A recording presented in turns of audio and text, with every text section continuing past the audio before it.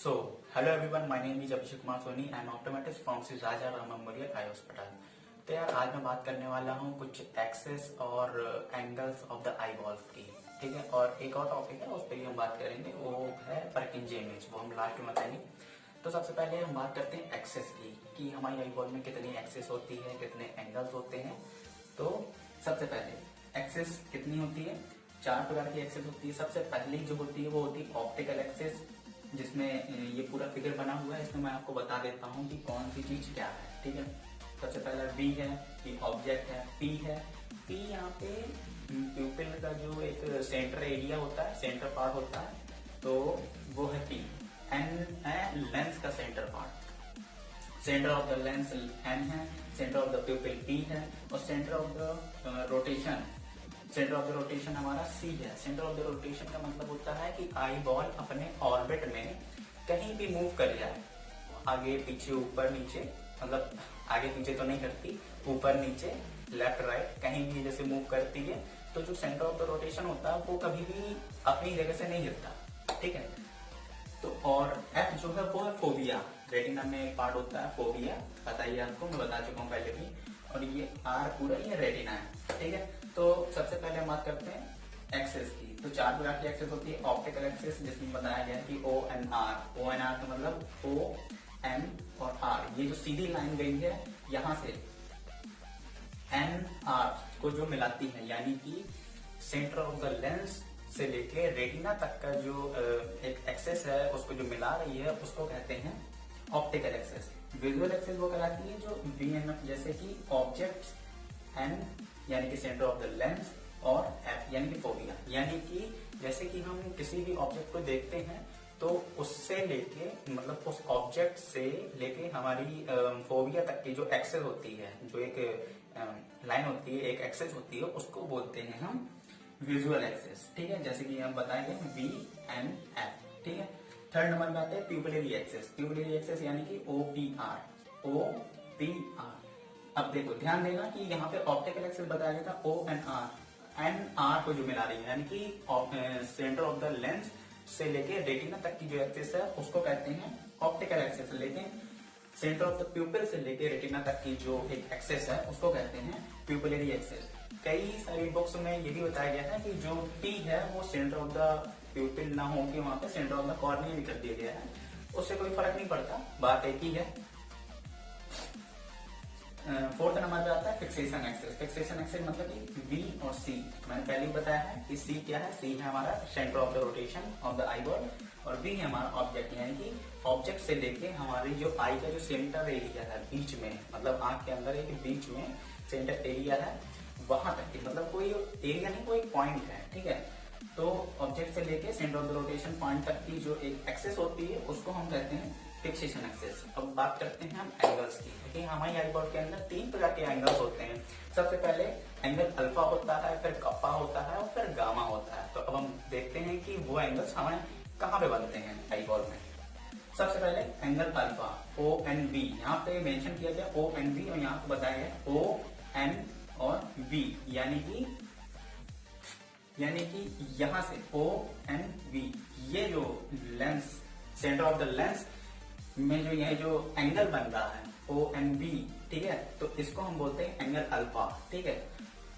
Second number पे आता है angle kappa, V P O, V P O, ये इसको कह सकते हैं ओ पी वी, ठीक है। तो ये जो एंगल बन रहा है यहां से लेके, यानी कि सेंटर ऑफ द प्यूपिल में जो ये एंगल बन रहा है इसको कहते हैं एंगल कप्पा। मैंने पहले ही बताया कि ये सेंटर ऑफ द प्यूपिल भी बोल रहा है, इसमें कई बुक्स में ये बताया कि सेंटर ऑफ द कॉर्निया भी बताया गया। तो एंगल एक ही है, ठीक है। एंगल अगर यहाँ पे ये कॉर्निया हो या प्यूपिल, यहाँ का जो एंगल बनता है उसको बोलते हैं एंगल कप्पा। एंगल गामा की अगर बात करें तो वो है ओ वी, ओ सी बी, ठीक है, ओ सी बी, यानी कि सेंटर ऑफ द रोटेशन, यहाँ जहाँ पे एक पॉइंट होता है हमारी आई बॉल के अंदर, सेंटर ऑफ द रोटेशन, वहां पे जो हमारा एंगल बनता है उसको कहते हैं एंगल गामा। वहां पे जो एक एंगल बनता है, देखिए ये सब चीजें दिखती नहीं है, ठीक है, लेकिन हाँ ये चीजें होती है। अगर आप आंख फाड़ के आप देखें कि अंदर दिखाओ अंदर कहाँ पे एंगल बन रहा है, कहाँ पे ये एक्सेस जा रही है, तो वो चीज दिखेगी नहीं, लेकिन वो चीज होती है, ठीक है। अब हम बात करते हैं परकेंजे इमेज, जिसको हम कैटोप्ट्रिक इमेजरी भी बोलते हैं। अब परकेंजे इमेज क्या होती है?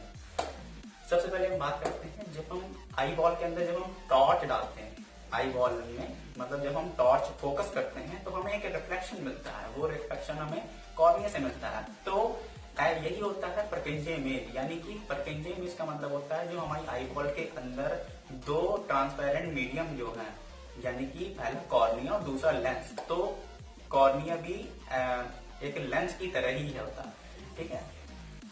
तो कोई भी लेंस होता है उसके दो सरफेस होते हैं, एक होता है एंटीरियर सरफेस और दूसरा होता है पोस्टीरियर सरफेस। तो अगर दो सरफेस होते हैं तो उसका रिफ्लेक्शन जो होता है वो भी दो ही निकलता है, ठीक है। तो परकेंजे इमेज टोटल 4 प्रकार की होती है। पहली बनती है anterior surface of the cornea में, दूसरी बनती है posterior surface of the cornea, तीसरी बनती है anterior surface of the lens और चौथी बनती है हमारी posterior surface of the lens. अब बात करते हैं कि परकेंजे इमेज का यूज क्या है।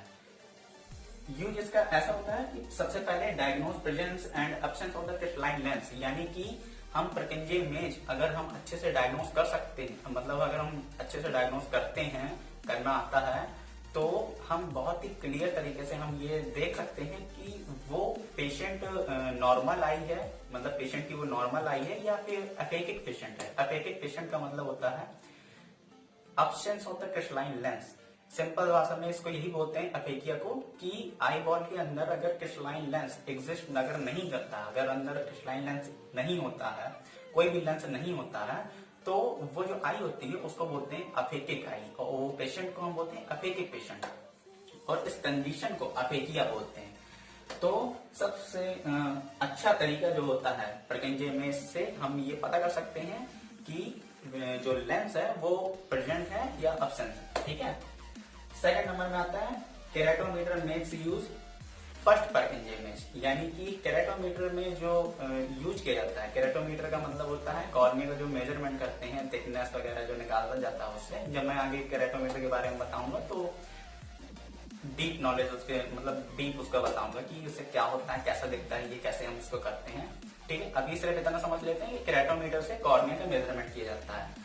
अब यहाँ पे जो केराटोमीटर जो यूज करता है, जो रिफ्लेक्शन जो उसको मिलता है वो मिलता है फर्स्ट परकेंजे इमेज, यानी कि फर्स्ट परकेंजे इमेज कहाँ बनती है? Anterior surface of the cornea. देखो ऐसे समझो कि ये कॉर्निया है, ठीक है, और ये लेंस है। कॉर्निया को अगर मैं ऐसे बना दूं, अगर मैं ऐसे बनाता हूं तो ये जो पहला सरफेस है ये है, जैसे मान लो ये एक ऑब्जेक्ट है, ठीक है, एक यहाँ पे फोकस हुआ, एक यहाँ पे फोकस हुआ, और एक इस लेंस में फोकस होगा एंटीरियर सरफेस में, ठीक है, और एक फोकस होगा पोस्टीरियर सरफेस में। और ये सब क्या होते हैं? रिफ्लेक्ट होते हैं।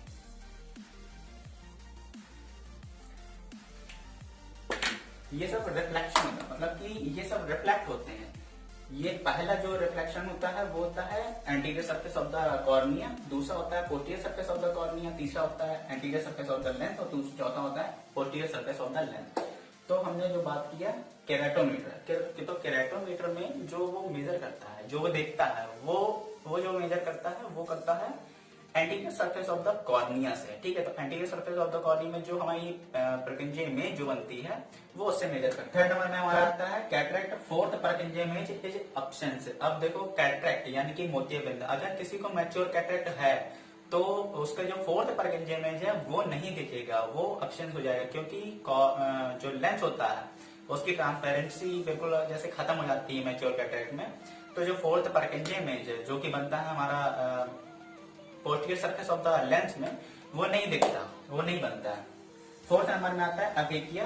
Third and fourth Purkinje image is absence. अब यार जो अपेकिक होते हैं, अपेकिक पेशेंट होते हैं, अपेकिक पेशेंट का मतलब होता है absence of the crystalline lens, ठीक है। अगर किसी की आई बॉल के अंदर जो क्रिस्टलाइन लेंस होता है वो पूरी तरीके से एब्सेंस है, यानी कि वो है ही नहीं, मतलब कि आई बॉल के अंदर लेंस एग्जिस्ट ही नहीं करता, अगर तो वो जो कंडीशन होती है वो कहलाती है अपेकिक पेशेंट, अपेकिक कंडीशन, और उस पेशेंट को बोलते हैं अपेकिक पेशेंट। और अगर अपेकिक पेशेंट है तो हम परकेंजे इमेज देख के हम ये आसानी से पता कर सकते हैं कि ये अपेकिक है या नॉर्मल आई है। क्यों?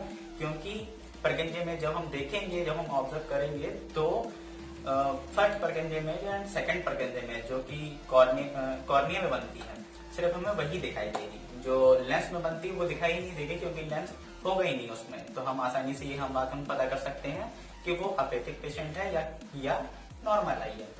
ठीक है दोस्तों, आज की वीडियो मेरी यहीं तक थी। मिलता हूँ मैं अगली वीडियो में अपने किसी नए टॉपिक के साथ। और हाँ, एक बात और, अगर मैं जैसे कुछ समझा रहा हूँ, कुछ बता रहा हूँ, अगर ऐसी कोई मेरी कोई बात जो आपके समझ में ना आई हो, तो मुझे कमेंट में जरूर करिए, कमेंट में मुझे जरूर पूछिएगा, मैं उसको जरूर रिप्लाई दूंगा। Thanks for the watching.